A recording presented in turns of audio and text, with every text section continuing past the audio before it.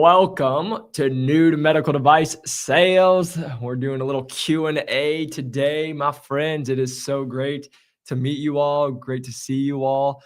Before we get started, one thing I love to do is see where you guys are chatting in from or viewing from. So make sure in the chat to just go down and just put where you guys are from, because I always love to see where you guys are at, because sometimes we get people from Canada, California, New York, Iowa, where I'm originally from, Arizona. So it's always fun to see where everyone's coming in from. It's always a good time to just see where we can all get together. But my friends, before we get started today, why we're doing this, why we continuously do a question and answer is we get so many messages of people reaching out and saying, what is medical device sales? What do I need to know about this? What does this industry even offer? And what's the opportunity with this? And so this today is going to continue to not only make it so we give you guys information so you know more about this industry and how to go stand out and be a competitive individual during the interview process, but also this is to come and answer any questions you guys have. But the one thing I just need you all to know is this industry is like no other. For example, just want to give a quick shout out to Sam. She is a nurse. She just got hired. She was in the program for under a month, got hired at over 6 figures with a neuromodulation company. She's now smiling. She's living her best life. Shout out to Randy, who is also a nurse, got hired at $150,000. And so just being able to help you guys get into an industry that's also going to change your life. And one thing I want you guys to just know, where when I come on and do these, when I talk about finances, the one thing I just want you always to know, money is not everything, but money is important. And anybody who says money is not important doesn't have bills to pay, doesn't have groceries to go get. And we need to make sure that we're always having a conversation of, we want you guys to all get into a career where you can change your life while you're also making impact in others' lives. All right. So love to absolutely see. We got someone local here, Corey from Phoenix. So absolutely love to see it. We're fighting the good weather now. We finally dropped under 100 degrees, and now it looks like we might get some 80s and 70s even in the morning. So that's always nice. And then we got Heba coming from Pennsylvania, and love to see it. So you guys, again, just so happy to have you all here. So excited to have you here. And again, just understand we're going to help you guys go through that process of, what is medical device sales? Where should you get started? How are you going to be a candidate? And even bigger, how are you a candidate that's going to go land a job in medical device sales at over 6 figures? Because let's just have the conversation of what you guys want to do. But before we get too deep into what you need to do to break into medical device sales, how to come in at 6 figures, I do want to just introduce myself to anybody who doesn't know who I am. My name is Jacob McLaughlin. I formerly was a personal trainer. I moved out from Iowa here to Arizona with $1,200 to my name, wanted to make a difference, did personal training. And then some clients were like, hey, you should look at medical device sales. I was like, what is that? Just like many of you probably are at in that same point. So I started doing some research.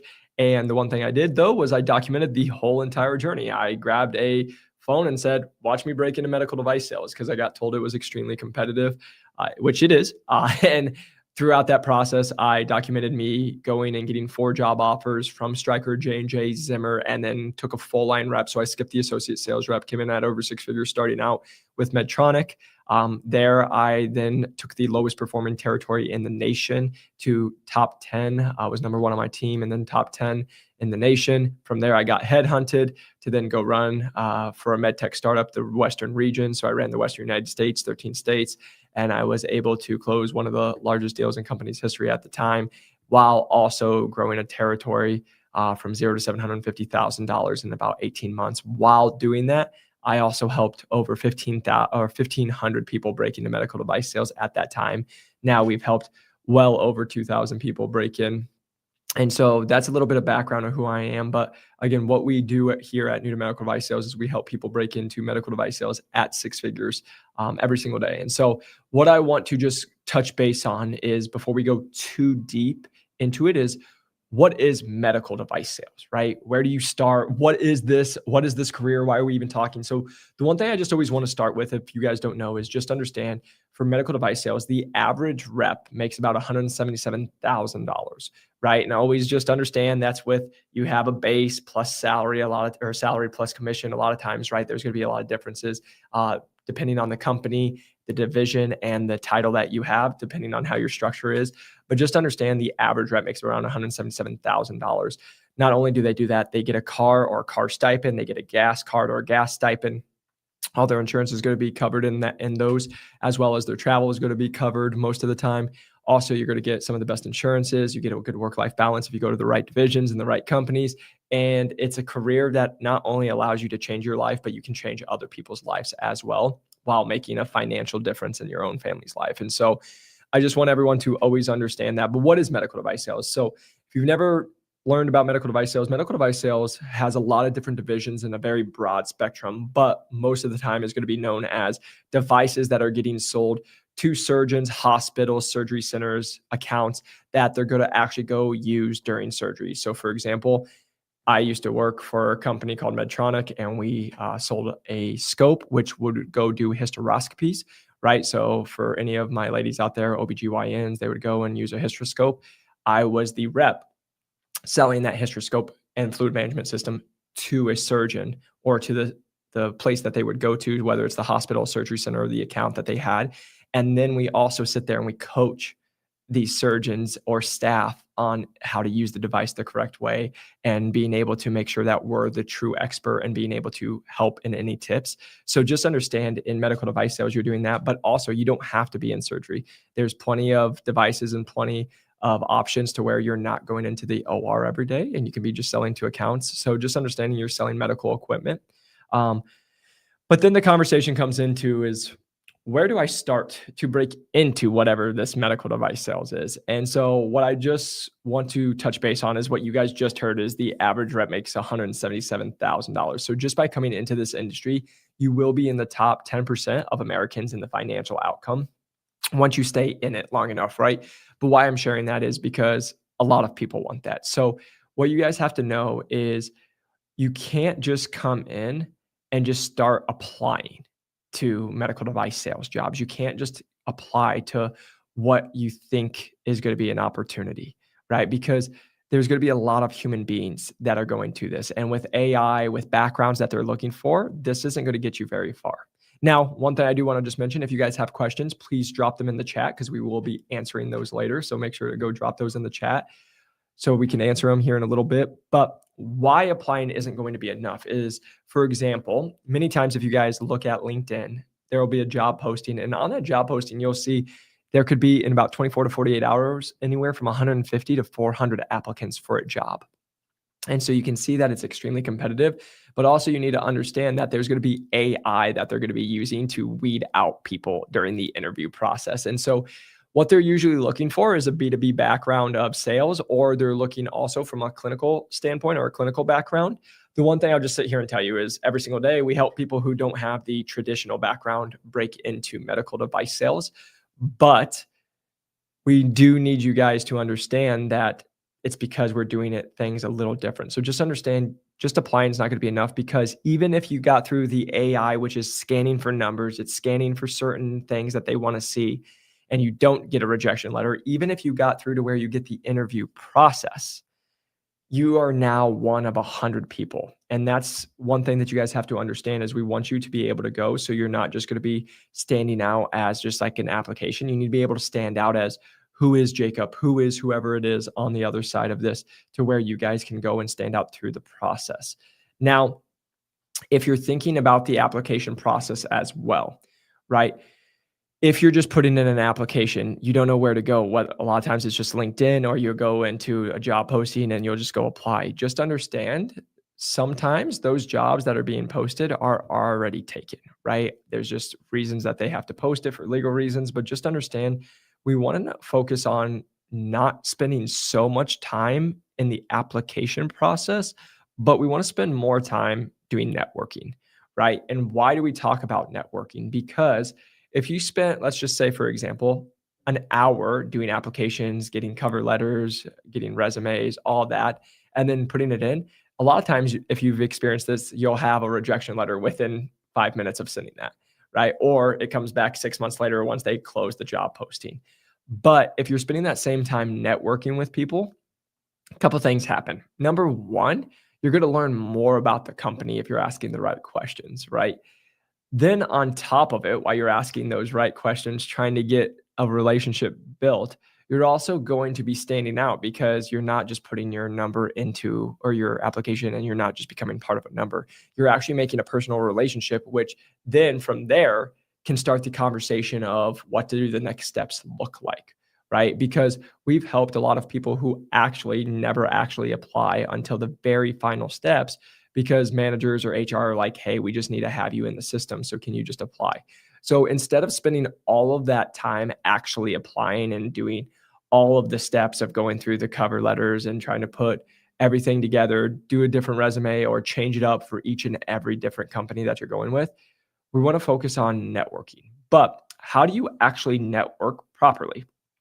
Well, the thing that you guys need to understand is networking is always going to be a numbers game because many people I talk to, they'll be like, Jacob, I reached out to 5 people and 5 people didn't get back to me. So now I must stink. And just understand sales is all about time and the amount of touch points that you have. And just understand you're not always going to get 100%, right? That's the thing you have to really understand is you're going to be networking.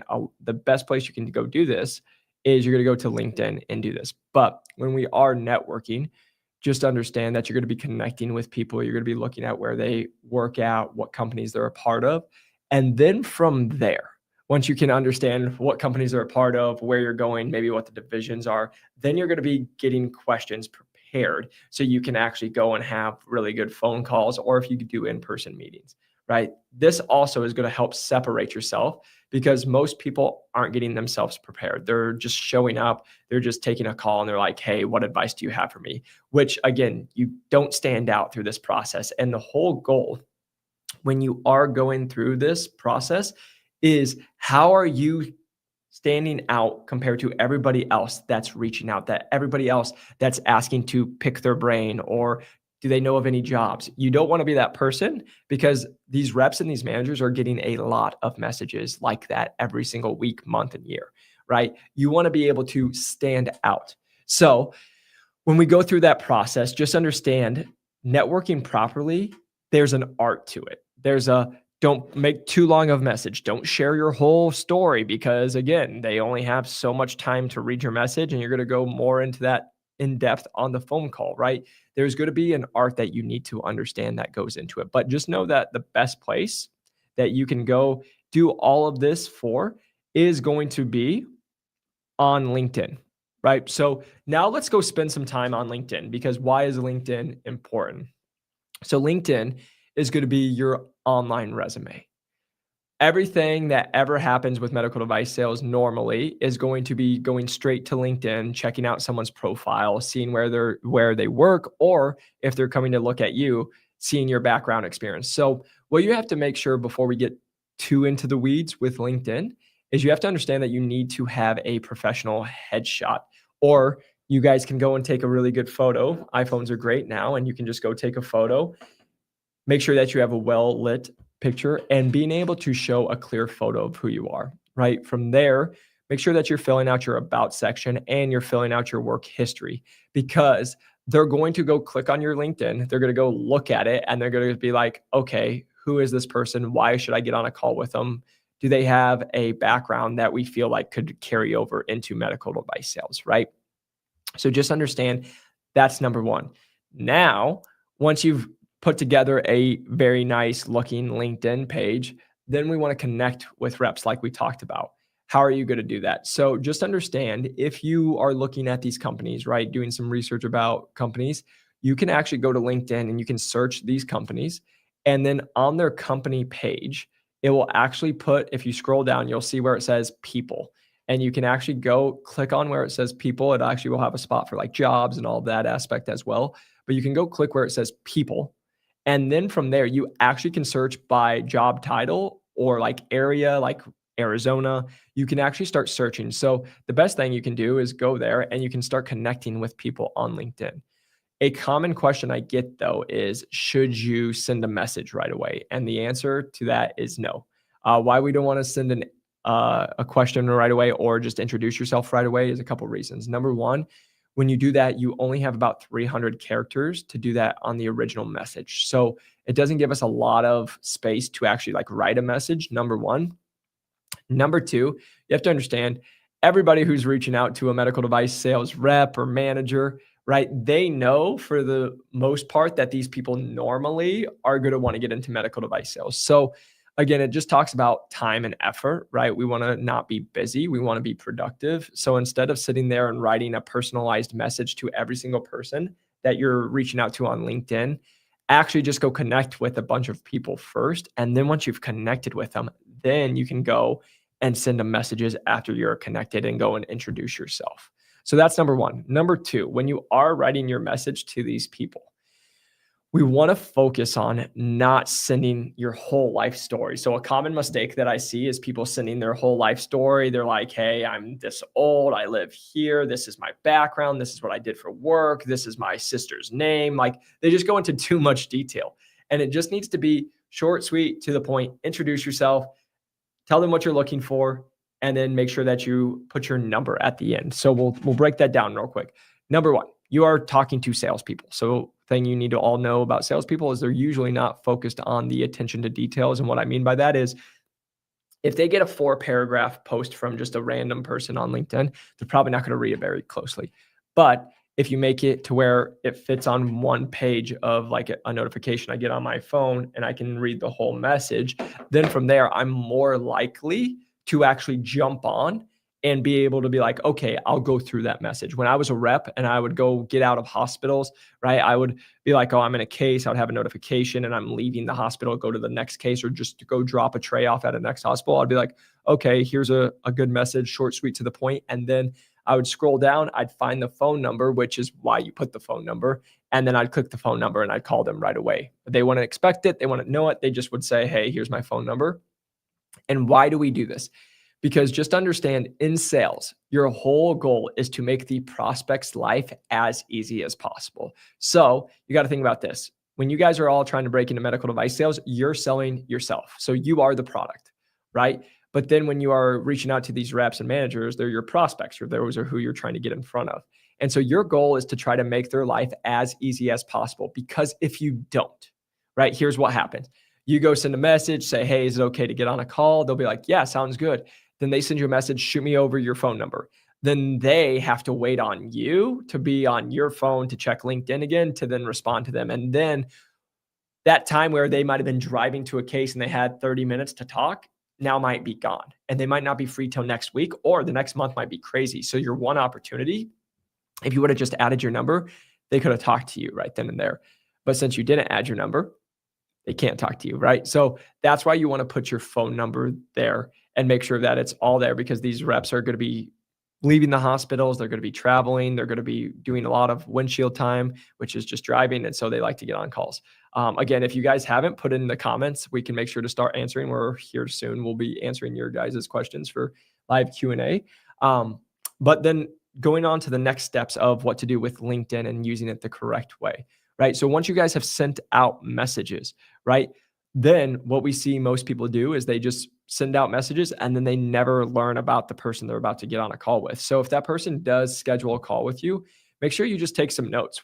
Go to their LinkedIn. It literally takes 3 minutes and you can actually go look at and you can see, where did they work? What's their background? Where did they go to college at? Stuff like that. And the whole goal from this is to see if you have any connections or see anything that you have similarities to, so you can talk about that on the call. Maybe you guys are both from the Midwest, or maybe you both studied the same major, or again, maybe you both like the same football team, whatever it is, right?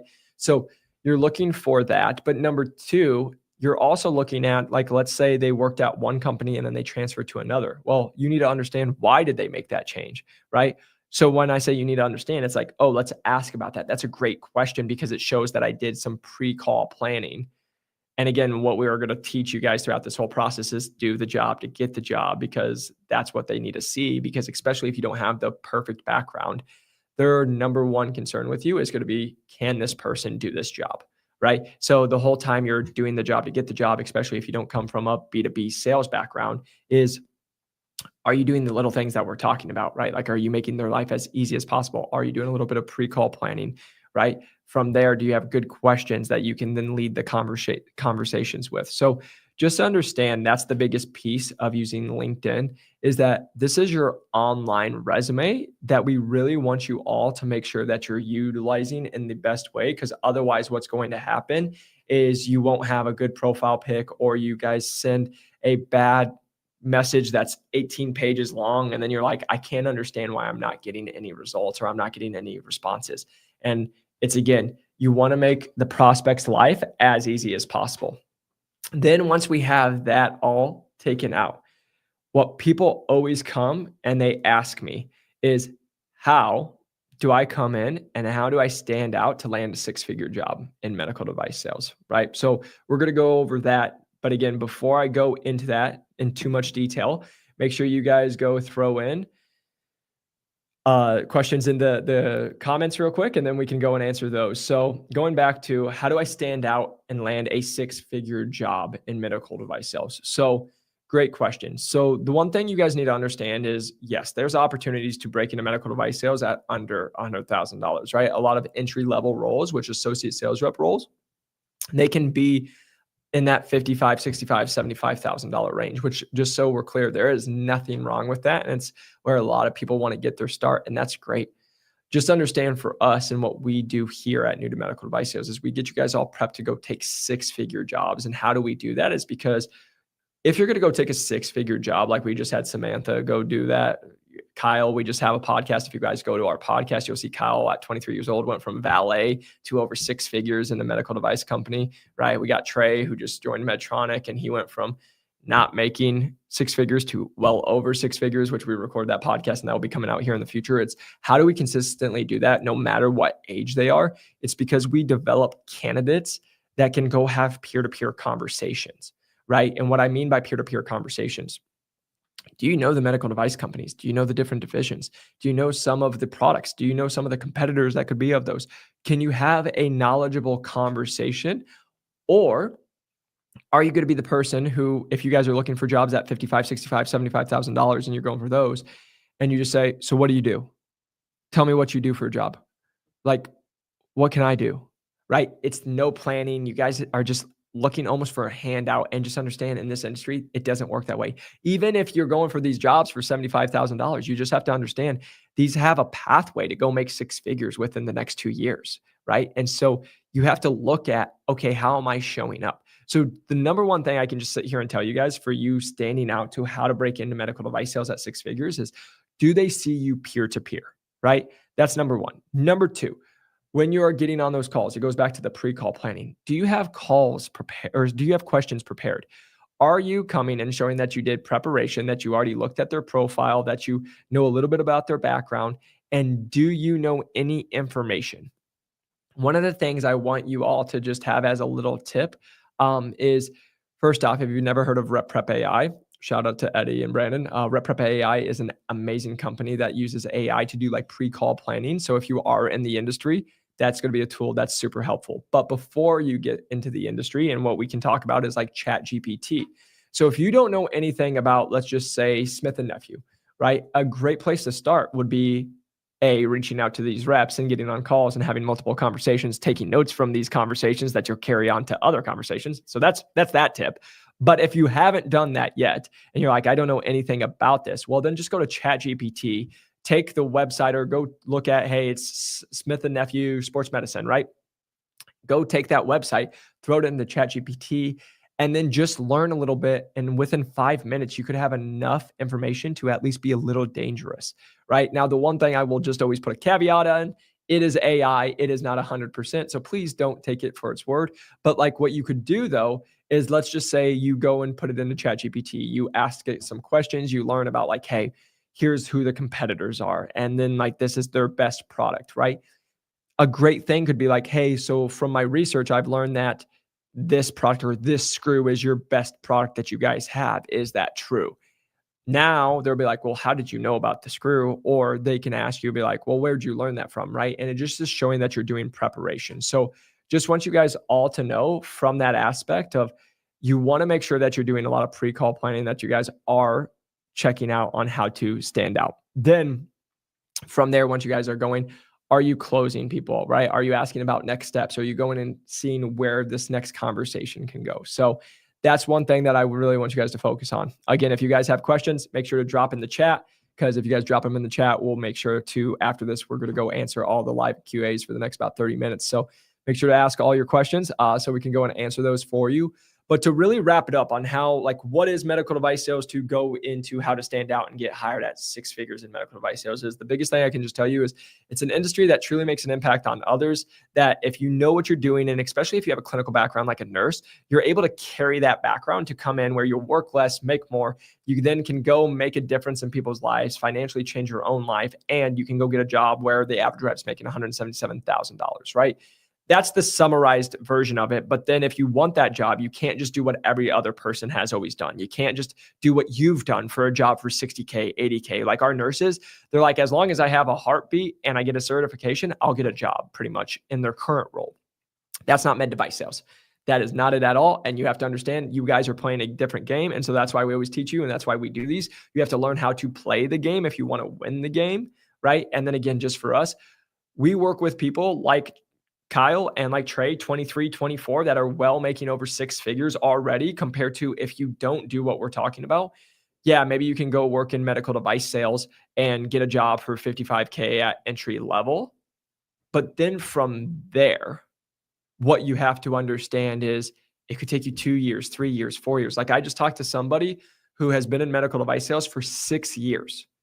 And Trey, who we got hired, already makes more money in his first year than that person in their 6th year, right? So again, just understand the preparation and all the hard work and everything you guys are doing is just going to save you a lot more time throughout the process. Otherwise, you're going to go get one of these jobs, work 24/7 because you didn't know which division to go into, work 24/7, 365, be on call, do the grind, make $55,000 to $65,000 for 2 or 3 years, then go get a job for 85 to 100, whatever it is, compared to if you just do your research and your preparation on the front end, then you guys can come in and break into medical device sales, and you can easily do this consistently over six figures. It's what we do every single day. And then we teach you guys how to do the job to get the job. So once you're inside the job, you actually go have success, and you just don't get hired and then you get fired, right?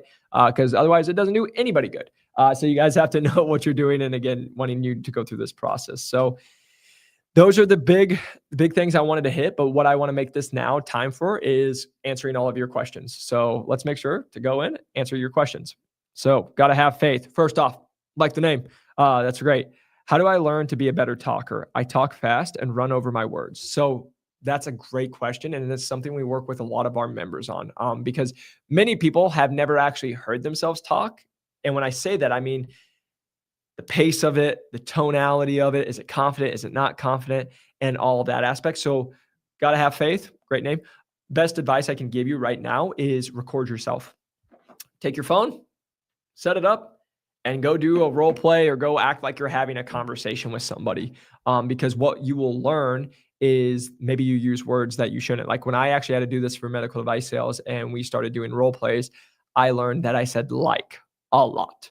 And so I had to learn to take like out of my vocabulary. So I wasn't saying it like every like second, right? So you start hearing it, and then you'll hear it and you're like, if I say this one more time, I'm going to lose myself, right? So that will help you. So for you right now, I would tell you to grab a phone, go record yourself, listen to it back. That way you're basically coaching yourself. And then that will also make you a more confident speaker as you go through it. And then you can also work on pacing through this, because if you think you're talking really fast, then maybe we need to focus on talking a little bit slower, right? And so you can just play with that. All right, Corey. So for entry-level positions, I've noticed some larger companies offer lower salaries on the base, or lower base salaries, but structured training programs, while some smaller or mid-sized companies might offer higher pay upfront. From your experience, how does your pay correlate with the level of support and mentoring a new hire receives? So Corey, that's a great question. I will just tell you, the pay has nothing to do with the support that you will actually receive. And why do I say that? Is because with what you just said, like we know some of the larger companies, we know that they actually pay a higher base because they actually have more money, and they do that to get more attractive candidates. So I would just tell you that the compensation piece actually doesn't tell you anything, because there's also companies that could give you a low base or a great high base, and like they don't have a great training program in the process set up, right? So it doesn't matter so much about the money you're going to make. Now, again, just normally, you guys just have to understand a larger company from understanding is usually going to have a more detailed onboarding or a training, but I will sit here and tell you that that's not always the case. We have had people go to some of the big companies and they're like, I didn't learn anything in my training, or I didn't get anything that was helpful for me in my training that helped me go carry out in the field. But it's the same thing. I've worked with smaller companies that some smaller companies have amazing training programs or mid-sized programs, training programs. But then we've also worked with smaller companies where there's nothing put in place and it's just kind of like the CEO talking to people and be like, this is how I did it, so this is how you should do it. So it really depends on the company. It's one of the things we help with, and we talk to companies and talk to you all. And I ask questions of like, hey, what's the division? What's the company? What's their onboarding? What's this look like? What's their 3-month target? Like we go into, if you know how to ask the right questions, you'll actually understand the support and like the training that you're probably going to be receiving.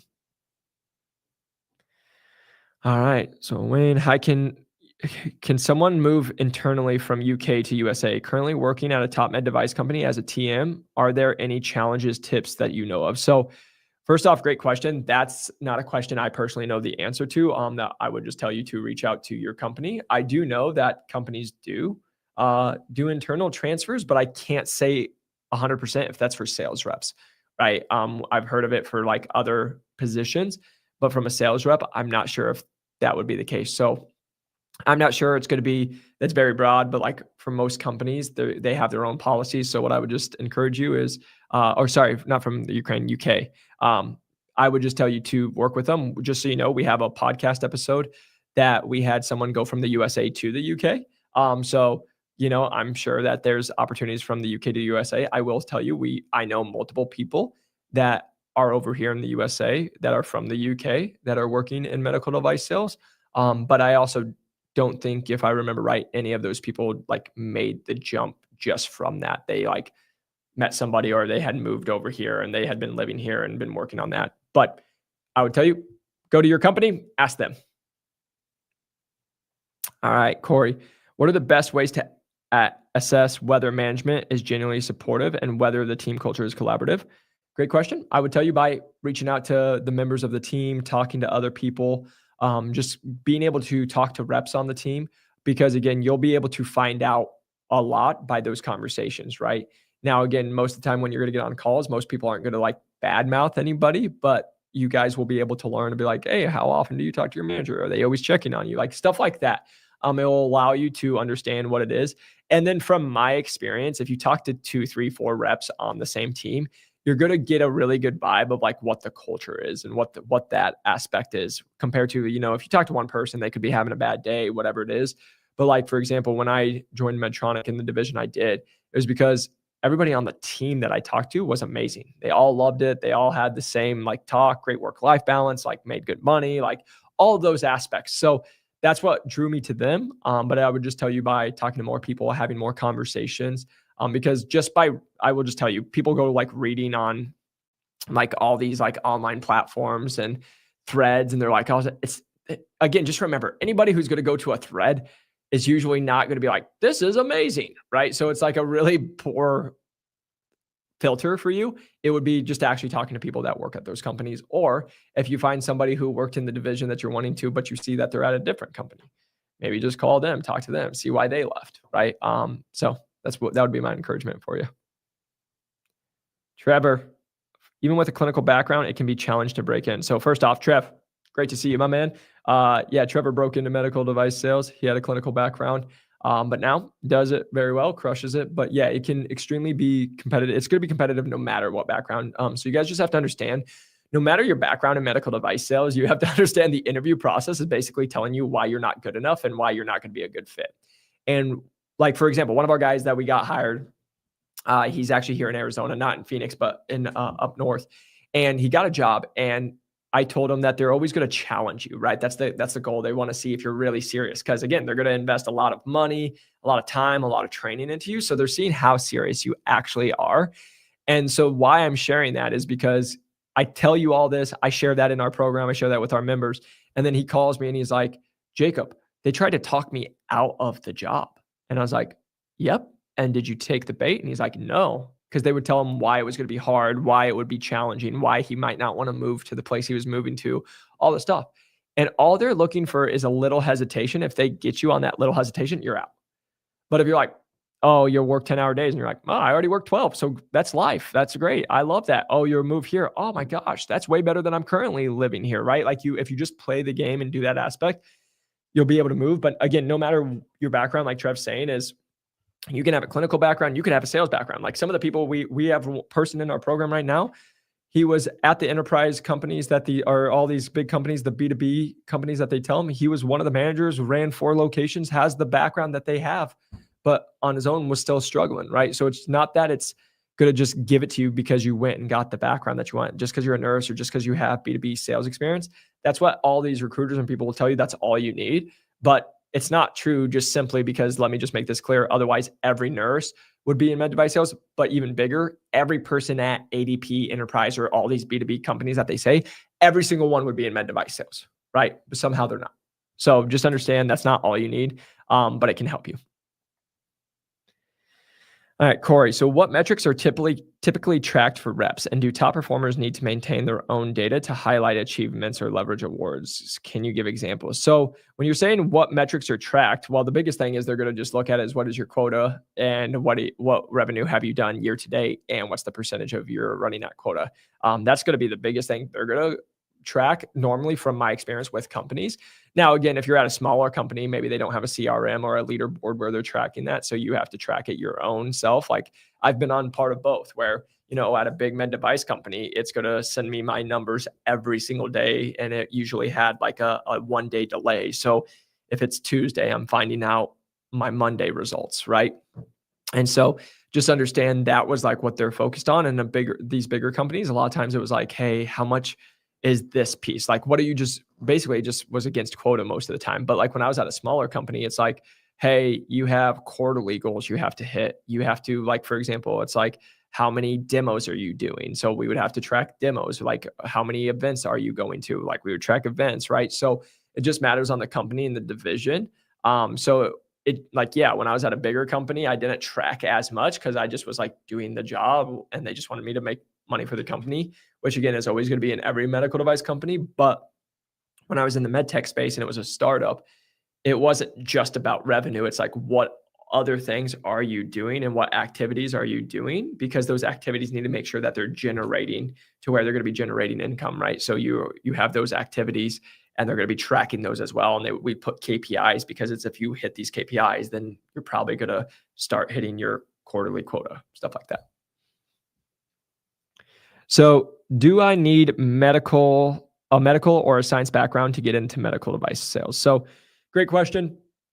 We do not. As long as normally you have a 4-year degree. Now, again, I get on a lot of questions about this is like, do you need a 4-year degree to get in? Not necessarily, right? I always put an asterisk, like, have we helped people break in? Yes. Like, have we helped them go to medical device companies? And do I know some people that are at like larger companies with no degrees? Yes.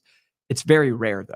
Like, it's not very common. And a lot of those times when they do get to a bigger company, it's because they started maybe at a smaller company and then they leveraged their experience or how much business they had from the competitors and blah, blah, blah. So just understand a associate degree is kind of the same thing. It still can be challenging, but like, for example, Noah, shout out Noah, got hired at over $120,000, came from nursing. He had an associate's degree. Like, it's still doable. It's just challenging. But normally you just need a 4-year degree, whether it's in science, whether it's, we see science, we see a lot of like exercise science, kinesiology, biology, or we'll see like marketing, business. Like, those are the ones we usually see because then they can kind of relate it, but it doesn't matter. We've helped people with finance degrees. We've helped people with, like nothing to do history degrees. Like, we've helped them all. Basically, you just need a 4-year degree. So common mistakes to avoid when breaking in. So yeah, I think this goes down to just the conversation that we had earlier when people are going in and just saying, hey, can I break in? Can I pick your brain? The one thing you guys all need to understand about breaking into medical device sales is it's a very professional setting, right? And so when you lead with, hey, can I pick your brain? It doesn't show much professionalism, right? And there's nothing wrong with it. We've all made the mistakes, but I'm just trying to help you all. Like, try to be as professional as you can. When I first started trying to break into this industry, I told everyone, like, I said, yes, sir, yes, ma'am, until they told me to stop, which most of them always did within the first 3 minutes. But I just always wanted to show respect right away. And then from there, on those aspects of it, are you doing research, right? Most people want the biggest results with the least amount of work.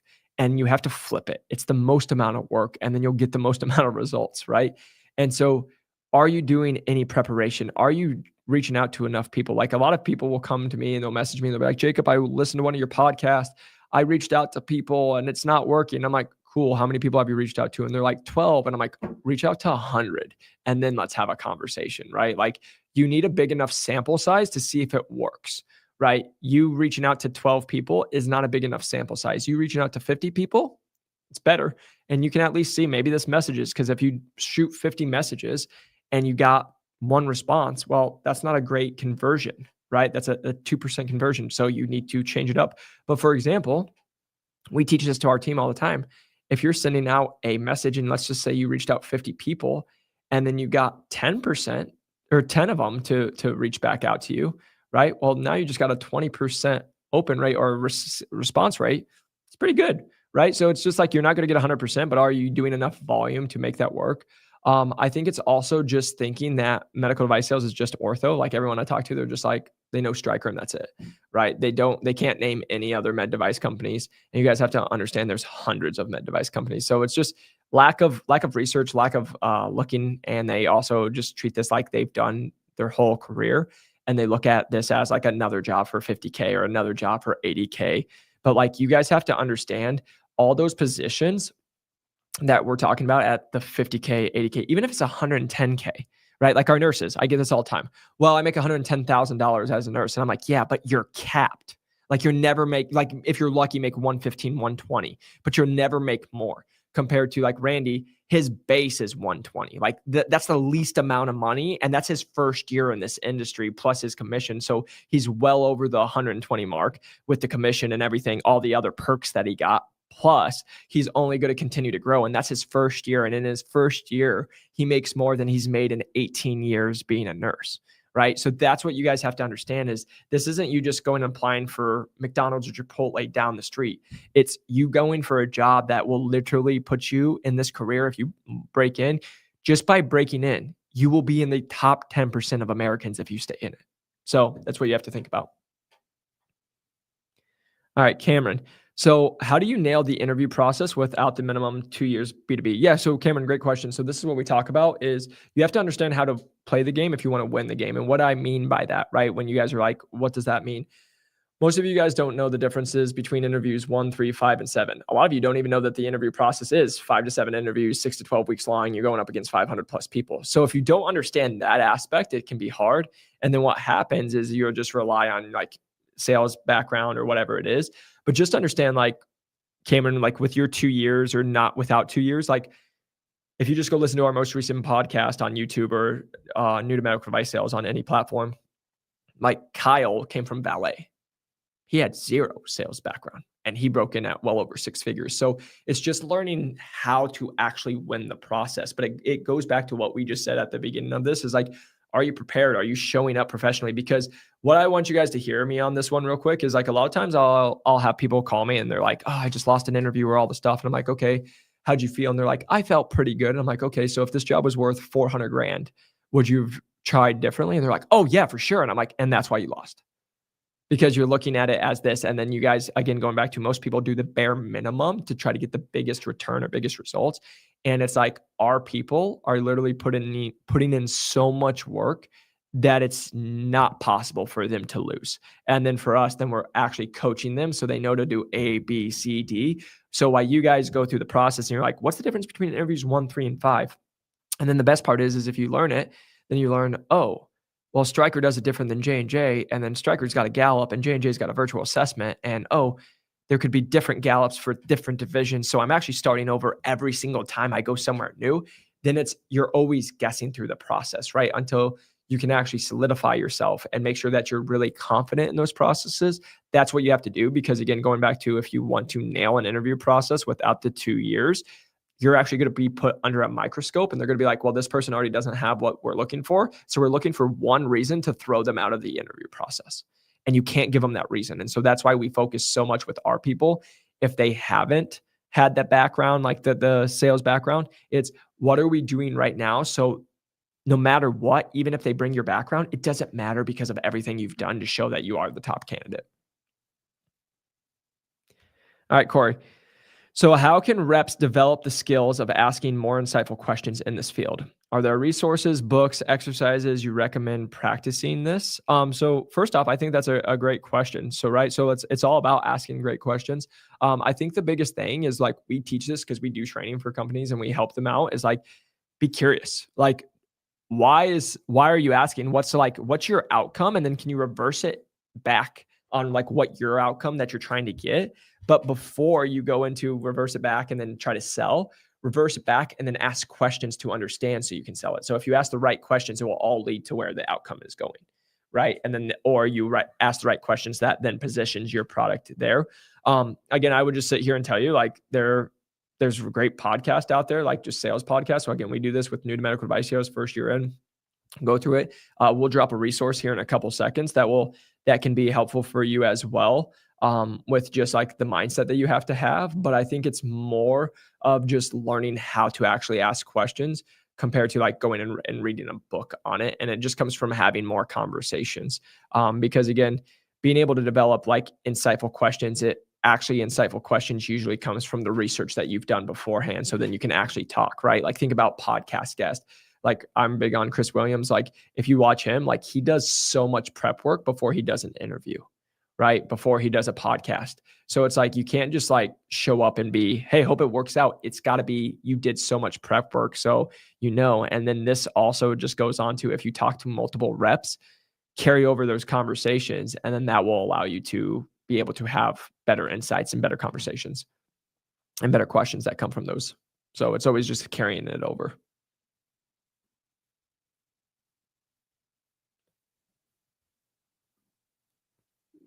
All right. So when you guys are in medical device sales, how much travel, these are common questions that we get, how much travel is involved?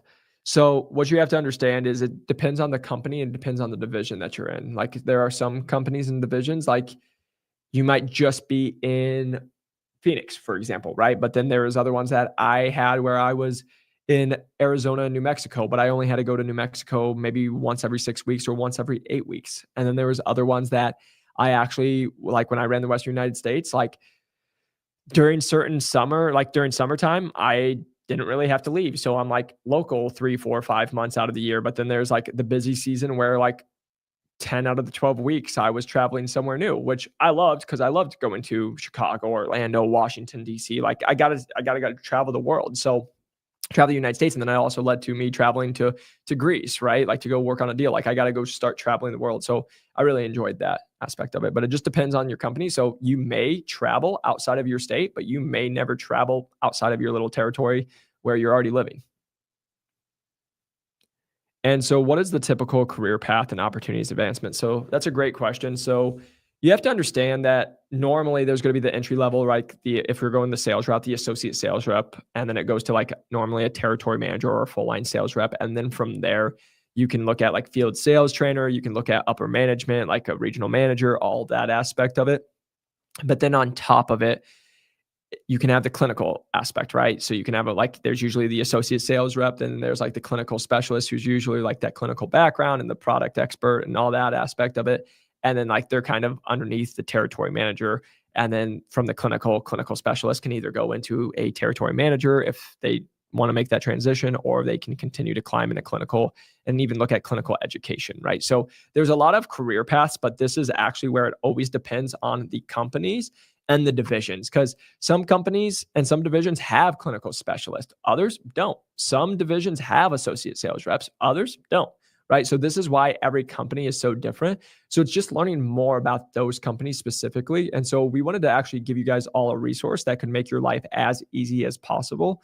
And so we're going to drop that link down below where we put hundreds of these medical device companies, because a common question I get asked is, Jacob, where do I even start? Where do I go? Where do I click? What company should I even look into?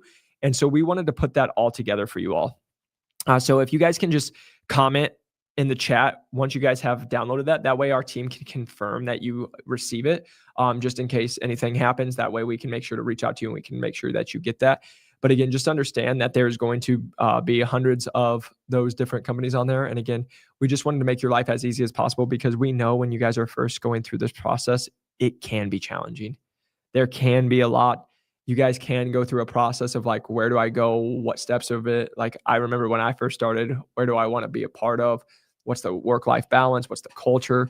How much money can I make? Right? Am I going to be working all the time? Like, there's all those different things. So we wanted to put that guide together for you all just so you guys can click it. So again, if you guys click it and download it, just let us know so we can just confirm that you got it. That you guys even can just put like a little thumbs up because it comes with your names, like just a thumbs up or something to check marks that we know that you guys signed up for the PDF. That way we can ensure that you guys get it. Again, there's going to be hundreds of different medical device companies on there just to make your life easy so you can at least have a starting point of where to go. And then from there, what I want you guys to just always have is the resource of being able to just book a call with our team for us, for the fact of we get on a lot of calls with a lot of different people who are just trying to find their way. They don't know where they want to break into medical device sales. They don't know what to even do. A lot of times they actually just want some coaching or you guys want some advice of like, where should I even start? Who should I go talk to? Or we get the people that a lot of times come from these calls and it's like, hey, Jacob, I'm in a medical device sales interview, but I have these questions. So I want to give you all that opportunity. So we'll drop those links in the chat now to give you the opportunity to schedule a call with our team. That way, if you guys are just having questions about what is medical device sales, if you guys are trying to learn, we'll give you free resources, whether it's like us needing to give you some more resources that can help you learn more about what this industry is or learn more about the companies. Or if it's you're in an interview process or you're close to an interview process or you're just having people not respond back to you, whatever it is, our team can actually just give you some helpful advice. And then from there, we can see if we can schedule you any calls with anybody else that needs to help you prepare better if you have an interview, or if we can just give you some resources or give you a community to be a part of. So we just always want to make sure you guys have those. So feel free to click there. And then the last thing I always just want to share with you all is, again, after helping thousands of people break into medical device sales, the number one indicator I can tell you is if somebody is going to break into medical device sales at over six figures is their mindset, right? And with a lot of people we talk about to people about is most people have a mindset where they're not looking to thrive, they're looking to survive. I just trying to get into it, right? And we want people who have the wealthy mindset, the rich mindset, the investing mindset. They also have the mindset for bigger, better. How do I see more, right? Because that's how you come in and get into medical device sales and make over six figures. It's how we get someone like Kyle, who's 23 years old, come in from ballet to go six figures. Trey going from engineering, who goes into Medtronic at over six figures, right? How we consistently go. Carly comes in and goes into over six figures in her first position, like in med device sales. So it's just understand we put this together because everybody thinks it's, oh, once I get a job, I just will make this money. But what you all don't understand is you have to become the person and you have to have the right mindset to become the person to go get those jobs. You have to, like we said, become the candidates that these companies are looking for. Because just something to have you think about is these people and these companies have to feel, if they're going to, let's just say, pay you $100,000 and they sign you at 100,000, they have to feel like they're getting an absolute steal at 100 grand with you all, right? So you have to understand that if you want to be able to stand out, it all starts with your mindset and it starts with your preparation. I can also tell you from people that we work with, this is a lot of times their favorite thing that we produce because it just helps you guys maybe break that ceiling, that glass ceiling that you didn't see for yourself. And so we put that, we'll drop that link down below. But if you guys are looking for a resource to go, so again, hundreds of medical device companies, we put that PDF. So just put a thumbs up if you got that so we can just see it, or a check mark. Number two, if you guys are just wanting to learn more about medical device companies or medical device sales, or if you want to schedule a call just to learn from our teams and our experts to be able to just have a conversation with you, you can schedule a call with our team. That way they can just make sure to help out in that process. And whether we give you just more resources to help you with your journey, or if we can actually help you in that process, we will definitely do that. And then lastly, we also have the mindset program that again, made it so everybody would be able to afford it and be able to get it. But just so you guys know, I promise you in this process that if you want to break into six figures in medical device sales, you have to have the right mindset. You can't have what we call the poor person mindset, where it's like, I hope it just works out, right? And I always just say this, right? This is just hopefully helpful for somebody out there, like the difference between rich people, poor people. Poor people ask how much, rich people ask what's my return. Poor person will never spend $1,000 because it's too much money. A rich person happily pays 10 grand if they can make 10 grand, right? Poor people think emotionally. What if? What if it doesn't work out? What if I don't do it? Like the crab in the buckets, they always think negatively. Rich people think logically. They still have emotions. What if this doesn't work out? All the stuff. But then they ask themselves questions and ask logical questions. Do I believe it will? Yes, I still do, even though I feel this way. And so the reason I'm just saying that is that's just a fast way to like even show you real quick, just on mindset, why most people will never make more than $75,000 to $100,000 a year is because of the mindset and where they stay. And so we just want to help you guys break through that process. So we put it out there, but we are so excited to continue to produce these Q&As to make sure that we can help you guys. So the next webinar is going to be September 30th. So you guys can go down and register below if you guys are doing that. And we will love to see you there. But just understand, my friends, we are so excited to help you guys break into medical device sales. This is an industry that truly changed my life, but now we get to help people change their life every single day. And now we get to work with amazing companies that want our people, because we make sure that they aren't messing around and that they aren't going to be silly gooses. And we make sure that we produce people that not only are going to break in at medical device sales at 6 figures, but they're also going to go in and be top performers there. And that's what we really focus on. So I just want you all to know, I really appreciate you all. I want you guys to have the most success. And if you have any questions, if anything comes up, please feel free to reach out.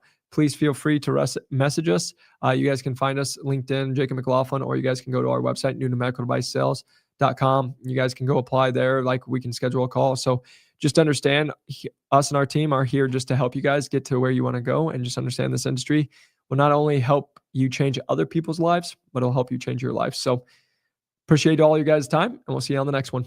Peace.